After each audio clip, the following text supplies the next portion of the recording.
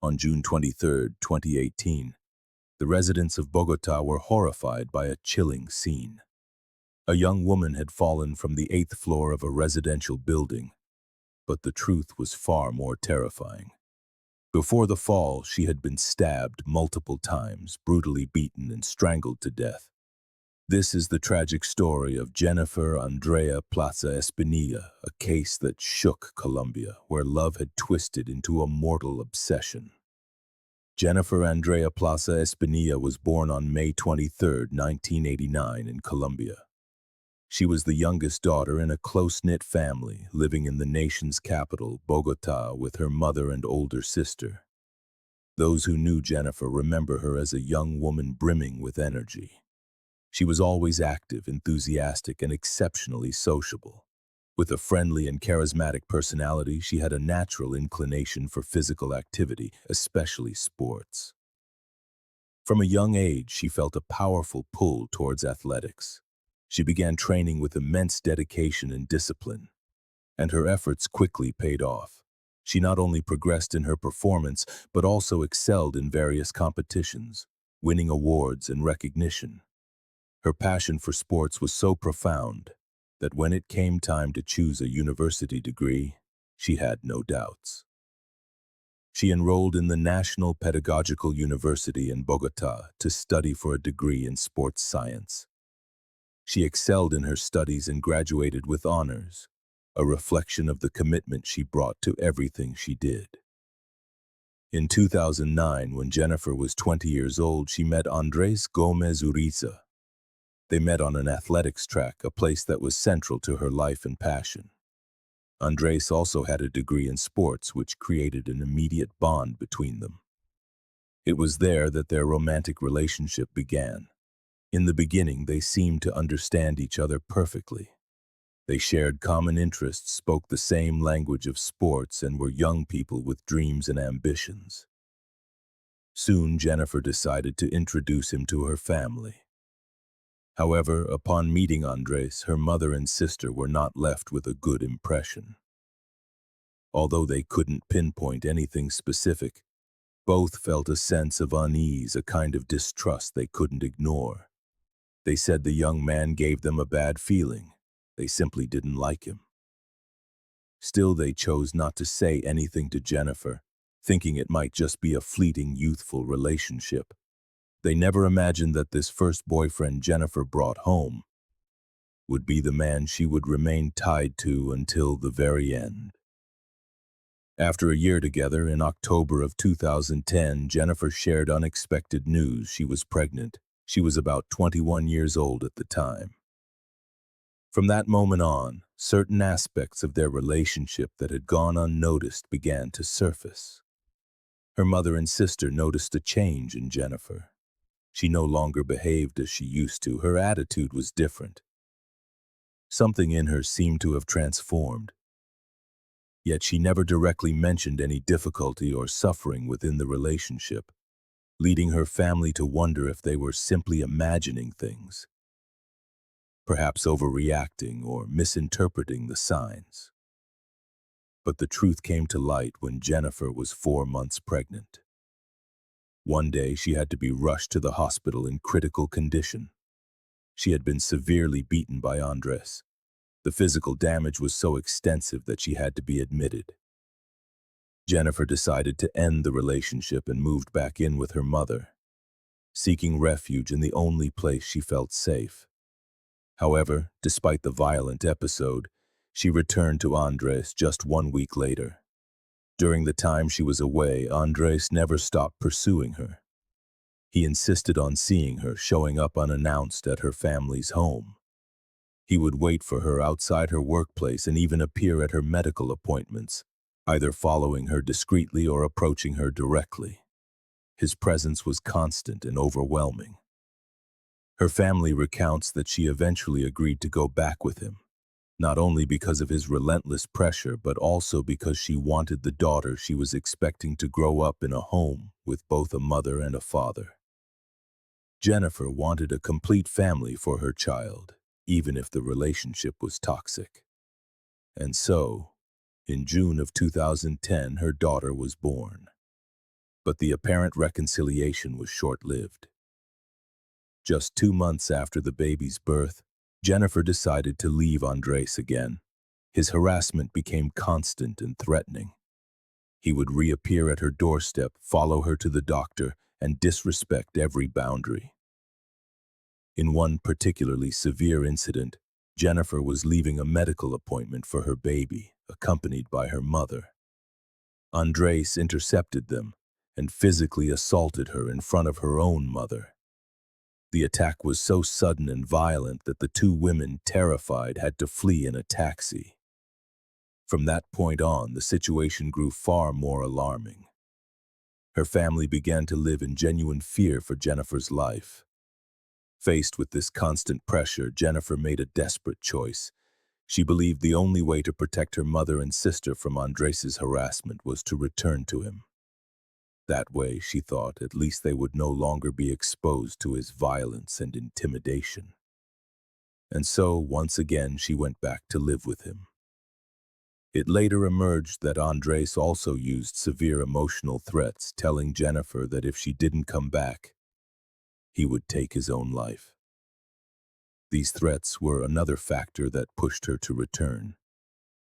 In 2012, Jennifer became pregnant again, but she suffered a miscarriage. Her health was delicate. She wasn't eating well and was under constant stress from the ongoing abuse. The toxic environment at home began to affect her daughter, who, still a small child, started to develop a deep sense of fear. The little girl witnessed acts of direct violence. On one occasion, she even recounted seeing her father slam her mother against a wall. As the years passed, nothing improved. In 2017, Jennifer made another significant decision. She asked her mother to move in with them. The main reason was that she needed someone she trusted to look after her daughter while she and Andres were at work. Initially, with her mother's presence in the house, the situation seemed to stabilize. For the first few months, there were no serious incidents and everything appeared to be under control. According to Jennifer's mother, during those initial months, she would occasionally hear arguments between the couple. The fights took place inside their bedroom, and while the verbal exchanges were tense, she never witnessed any direct physical aggression towards her daughter. Over time, she began to believe that perhaps things between them had finally settled down. The atmosphere at home seemed calm, almost as if they had left the violent episodes of the past behind. But this calm was merely a facade. Beneath the surface of peace, the situation remained dangerously volatile, and it was about to explode. In the early hours of June 23, 2018, Jennifer made an urgent call to her sister, Ana Maria. Her voice was trembling as she explained that she had had a terrible fight with Andres that day. She said he had taken advantage of the fact that her mother, the only other adult in the house, had been out for several hours running errands. During that time, Andres locked Jennifer and their daughter inside the apartment.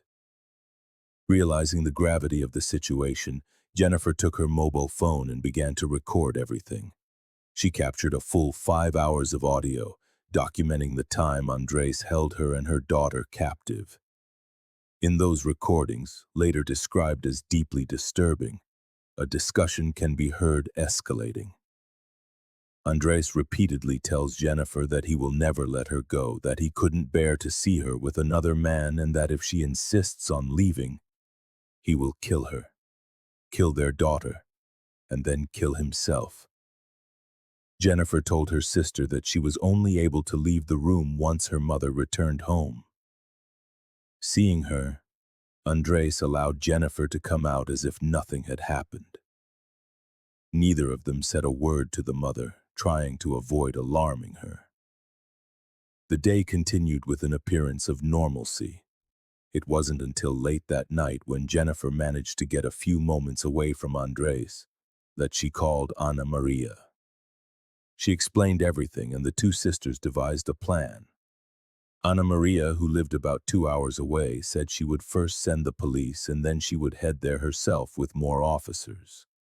By this point, Jennifer was living in constant fear, not just for her own safety but for the lives of her daughter and her mother. This time, Andres had taken his threats further than ever before.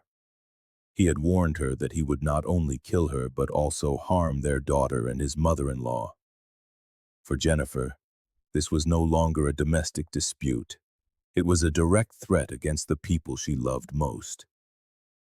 The next morning, as planned, Ana Maria contacted the police and sent them to Jennifer's home. When the officers arrived, Andres was still inside, watching Jennifer's every move. Because of this, she couldn't tell the truth. Fearing a violent reaction, she had to lie to the police, assuring them it was a mistake and that they didn't need help. Later, in a brief moment alone, Jennifer managed to tell Ana Maria that if she was going to send the police again, she had to come with them personally. She did not feel safe. She knew that if Andres suspected she had called for help, his reaction could be brutal. That morning, as part of her daily routine, Jennifer's mother left around 8 o'clock to do some shopping. Jennifer was left alone in the apartment with Andres and their daughter. At approximately 9:30, her mother returned to the building and was seen coming downstairs with her granddaughter, who was then only 9 years old. Shortly after, Ana Maria arrived, accompanied by 2 police officers. They began knocking on the door, calling out for Jennifer, but there was no answer. No one opened up. Faced with silence, they decided to try to force their way in, but the apartment door was reinforced with a security system, and they couldn't break it down. Realizing the difficulty, they called the fire department, hoping they would have the necessary equipment. While the firefighters worked on the door, a mixture of tension and confusion filled the air outside. Muffled sounds like groans or thuds could be heard from within, but it was impossible to know if Jennifer was still inside, if she was alive, or if Andres was still there. Some neighbors, alerted by the presence of police cars and fire trucks, began to gather. It was then, amidst the tension, that desperate screams erupted. Someone shouted that Andres had thrown Jennifer from the window. In that moment, Ana Maria, in a state of shock, ran down the building's stairs. When she reached the street, she was met with a heartbreaking scene. Her sister's body was lying on the ground, but Jennifer wasn't the only one who had fallen. Andres had also thrown himself from the window. Unlike her, however, he had landed on a shrub that cushioned his impact, and his injuries were not severe. The most devastating part was that Jennifer's mother and daughter were there when it all happened. As her mother later stated, he stabbed her 4 times and then threw her from the 8th floor right in front of her daughter and me. I saw it, and the little girl saw it, when that man threw her from up there. The forensic examination of Jennifer's body revealed the precise cause of her death. Experts found 4 stab wounds, 2 to the chest and 2 to the lower abdomen. But that wasn't all. Her body also showed numerous bruises, clear evidence of a violent beating. Furthermore, there were marks consistent with strangulation, indicating an extreme level of physical assault. The autopsy revealed another critical detail. At the time she was thrown from the 8th floor, Jennifer was already dead. The fall was not what killed her. She had no vital signs when her body hit the ground. The conclusion was clear.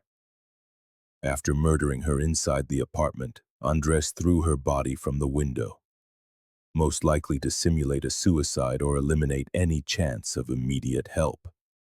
As for Andres, he surprisingly did not suffer serious injuries. His fall was broken by a bush, and he was taken to the hospital as a precaution but was discharged just a few hours later. He was arrested by the authorities that same day. The case was straightforward. There were multiple eyewitnesses. The police were already on the scene when it happened. Several neighbors testified that they saw Andres throw Jennifer's body from the window, and then watched as he jumped immediately after.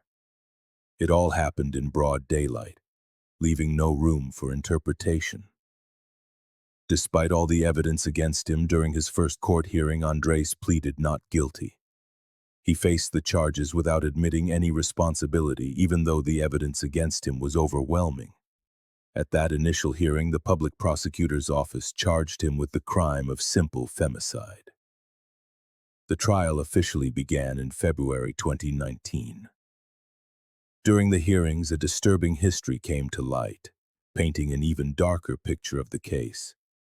It was revealed that Jennifer had gone to the police on several occasions to report Andres. She had expressed her constant fear of his threats. These reports were not recent. They dated back a long time. Andres would often threaten to kill her if she tried to leave him. Initially, the threats were more focused on the idea that he would commit suicide if she abandoned him. But over time, the verbal violence escalated, and Andres began to tell her directly that he would kill her. Not just her, but her daughter and her mother as well. Jennifer lived in a state of terror. That is why she turned to the authorities multiple times, hoping for protection or some form of intervention. However, the response she received was limited. Because she still lived with Andres in the same home, the police could not issue a restraining order. For that to happen, Jennifer would have had to leave the house, something she was too afraid to do, trapped in a constant state of fear. According to the psychological report conducted on Andres after the events, it was concluded that he presented the profile of an integrated narcissistic psychopath, a person capable of maintaining an image of social normality, while hiding a deeply manipulative, egocentric, and empathetic personality. According to analyses and testimonies, Andres had completely destroyed Jennifer's self-esteem. He used aggressive emotional manipulation tactics, making her feel responsible for everything that happened. He instilled guilt in her every time she tried to leave, successfully making her return to him again and again. He didn't just appeal to guilt, he also resorted to fear and direct threats. He would use emotionally charged phrases warning that he would take his own life if she left, which weakened Jennifer even further. Conversations Jennifer had with friends, revealed after the crime, confirmed that she lived with a constant sense of guilt. She felt that if anything happened to Andres, it would be her fault. On the day of the crime, it is believed that Jennifer tried to handle the situation as she had before. She apparently decided to ask her mother and daughter to leave the apartment, thinking she could calm Andres down as she had on previous occasions. Perhaps she thought she could contain him until her sister, Ana Maria, arrived with the police, but this time was different. Andres had reached a limit, a point of no return. The only thing that could be considered a silver lining in this tragedy is that Andres survived. And because of that, he had to face justice. In July 2019, he was found guilty of the femicide of Jennifer. However, the final sentence was not delivered until the following year. In 2020, a judge sentenced him to 26 years in prison. For many, this sentence was insufficient considering the severity of the crime and the history of violence. Andres will be released after having lived just over 5 decades, which created a sense of partial impunity among those following the case. As for Jennifer's daughter, custody was granted entirely to the maternal family. She is now being raised by her grandmother and her aunt, Ana Maria. Both are focused on providing her with a stable, loving, and supportive environment. They are offering her constant psychological support to help her overcome the trauma.